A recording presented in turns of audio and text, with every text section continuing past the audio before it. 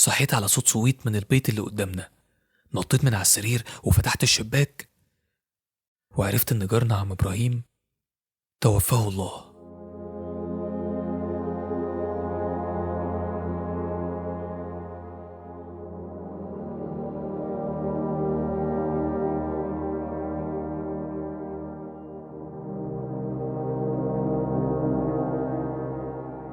كان يوم صعب.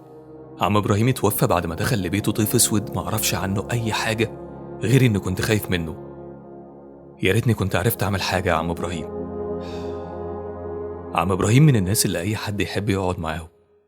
ملامحه طيبة، ولما تبص في وشه كنت تحس إن الدنيا لسه فيها خير. كنا بنتقابل كل يوم جمعة ونروح الصلاة. كان دايما بيشجعني ما كسلش وأكمل، وبعد الصلاة كنا نشرب قهوتنا على القهوة اللي جنب البيت. كان بيحكي لي دايما عن خير زمان وأهل زمان، وأنا كنت بشوف فيه ملامح والدي الله يرحمه. والدي متوفي من فترة، وعايش دلوقتي مع أمي وأختي، وبيسافروا من وقت للتاني عند خالتي في اسكندرية. ما كنتش حابب يسافروا اليومين دول، لكن سافروا عشان يسيبوني لوحدي ما بين الشغل والبيت والطيف اللي مش عارف عنه أي حاجة ولا عارف طلع لي منين.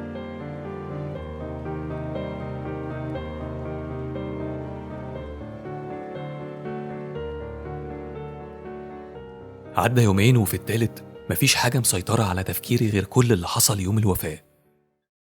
الطيف كان له علاقة بموت عم إبراهيم. الطيف الأسود خلى الملامح البيضة المنورة تموت. كلمت أكتر من صاحب وصديق، وكنت بسألهم بصورة مش مباشرة، أحسن حد يقول عليا مخاوي. يومها معرفتش أكمل تقارير الشغل المطلوبة مني، ما كنتش مركز كفاية. كل اللي كنت مركز فيه هو البحث والتدوير على اللي كان بيدور في عقلي. الطيف الأسود.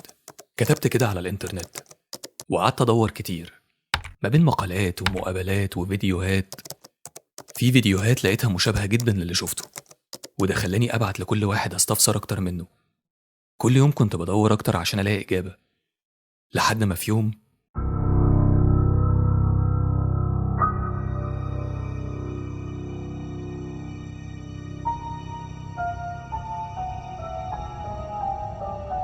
جالي رد من حد من اللي كنت سألتهم قبل كده.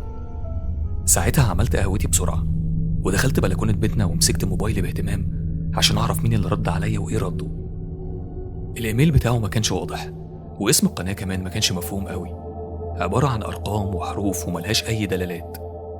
لكن قلت في عقل بالي كويس إن حد رد عليك أصلا، وكان رده عليا: أيوة الفيديو حقيقي، وسجلته بالموبايل بتاعي وأنا واقف من بلكونة بيتنا.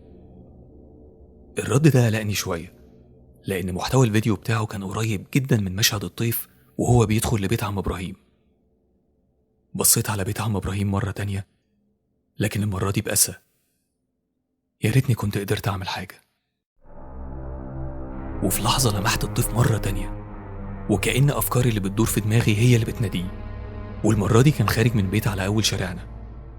من خوفي ولهواجتي إيدي خبطت فنجان القهوة وقع في الشارع. رجعت بصيت مكان الطيف مرة تانية، ما لقيتوش.